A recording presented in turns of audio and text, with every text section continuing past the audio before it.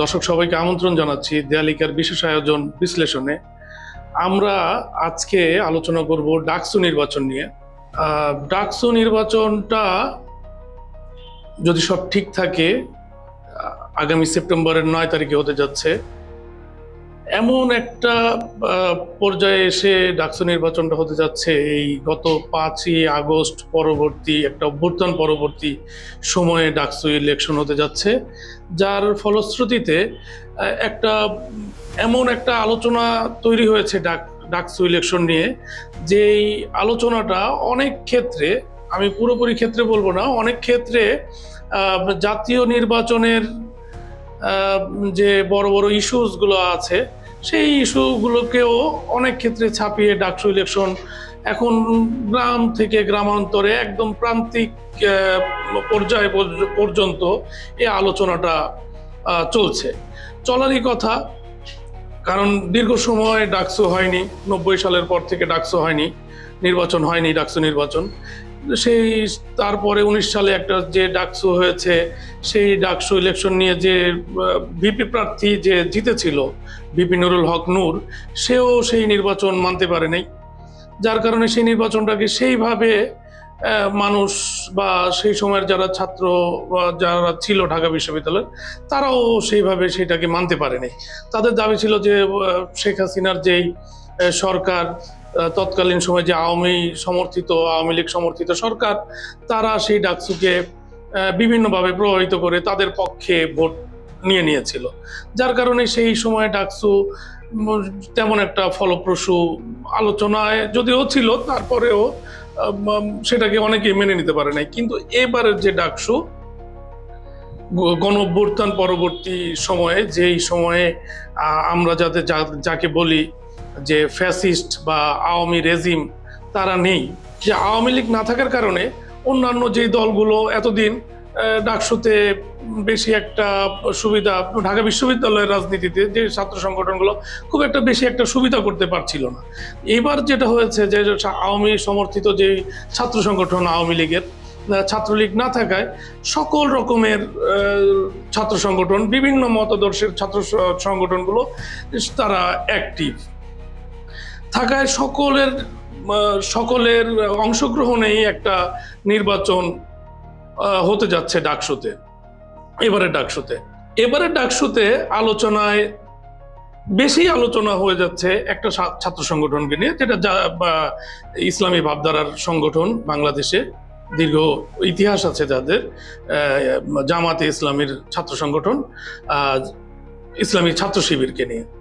এবং দাবি করা হচ্ছে অনেক জায়গায়, ম্যাক্সিমাম জায়গায়, বেশিরভাগ জায়গায় অনেকেই, কেউ ওপেনে, কেউ প্রকাশ্যে, কেউ অপ্রকাশ্যে, কেউ ইনিয়ে বিনিয়ে বিভিন্নভাবে বলার চেষ্টা করছেন যে এবার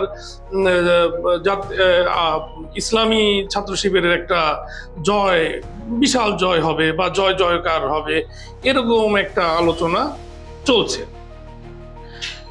কিন্তু আমি বোধ করি যে ছাত্র শিবির বা ছাত্র শিবিরের যে ভিপি ক্যান্ডিডেট সাদিক কায়েম, সে এবারের নির্বাচনে জিততে পারবে বলে আমি মনে করি না।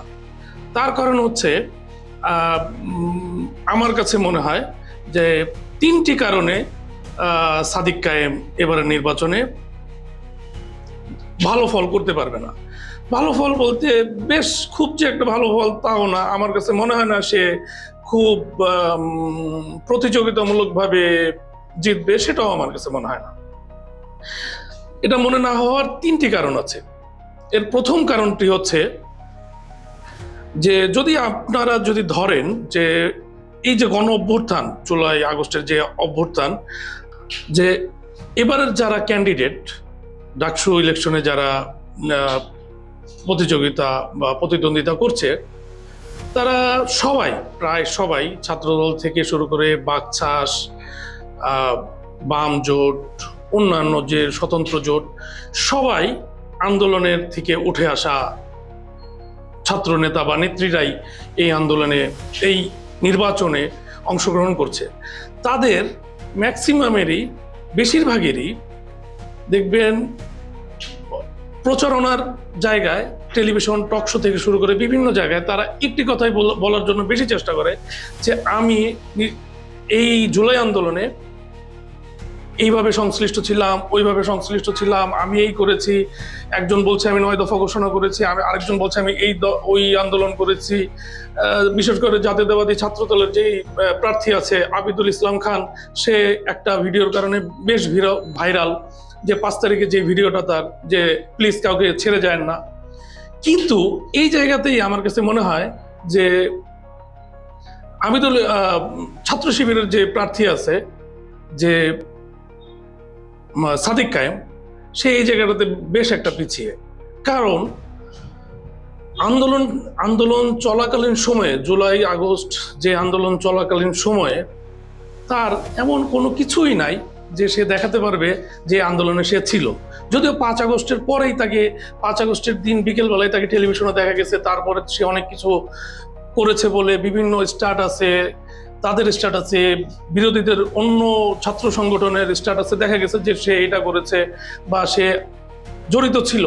কিন্তু ফিজিক্যাল কোনো কিছুই এখন পর্যন্ত আন্দোলনে সে সক্রিয়ভাবে ছিল এমন কোনো দালিলিক কোনো প্রমাণ সাদিক কায়েম দেখাতে পারে নাই। উপরন্তু তার যে 18 সালের নির্বাচনে তার যে নৌকা নৌকা স্লোগানের যে ভিডিও, সেই ভিডিও কিন্তু ভাইরাল।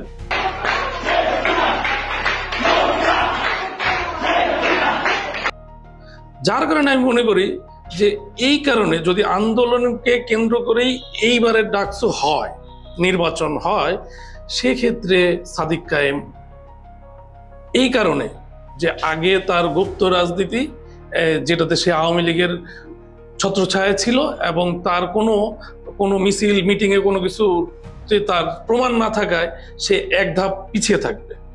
দ্বিতীয় নাম্বার ধাপে যদি আমরা ভোট বিশ্লেষণ করি যে কার কত মতাদর্শিক ভোট আছে, সেক্ষেত্রে জাতীয়তাবাদী ছাত্রদল, জাতীয়তাবাদী মতাদর্শের তাদের একটা ভোট আছে, বাম ছাত্র সংগঠনগুলো যারা আছে তাদের একটা ভোট আছে,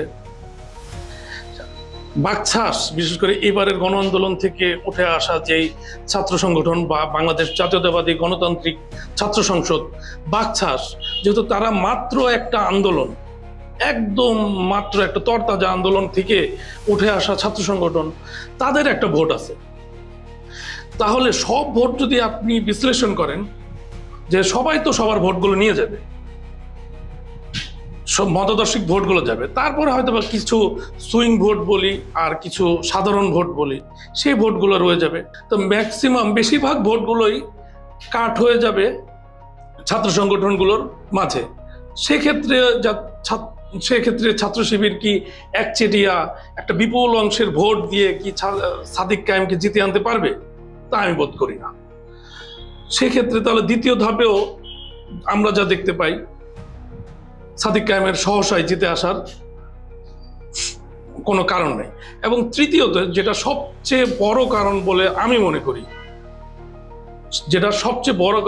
মনে করি, যে 71-এর যেই ইস্যু, আমাদের স্বাধীন সার্বভৌম বাংলাদেশ পাওয়ার ক্ষেত্রে যে আমাদের যে 71, গর্বের 71, কিন্তু 71 আমাদের এই বাংলাদেশের মানুষের সবচেয়ে বড় অর্জন, যার মাধ্যমে আমরা একটা দেশ পেয়েছি। সেই 71 ইস্যুতেও কিন্তু ছাত্র শিবির তাদের অবস্থান স্পষ্ট এখনো করতে পারে নাই।